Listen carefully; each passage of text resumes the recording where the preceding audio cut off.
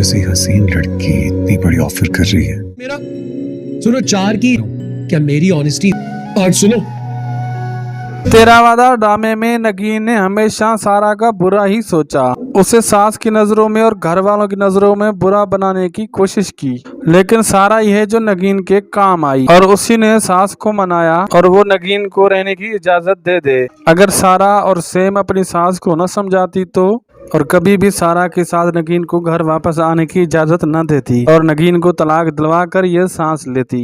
अब नगीन को एहसास हुआ है कि उसकी हसद की आग ने उसे खुद को ही जला दिया। अगर उसने सारा को दिल से एक्सेप्ट किया होता, सब कुछ दिल से एक्सेप्ट किया होता, शायद आज उसके साथ ऐसा बुरा ना हुआ होता। इसी वजह से नगीन को उसके गुनाहों की वजह से उसे सजा भी मिल गई। और सारा जिसे अली से और अपनी माँ से बहुत सी शिकायतें थी, अब वो शिकायतें खत्म हो गईं। अब वो सब कुछ भूलकर सबको दिल से एक्सेप्ट कर लेगी।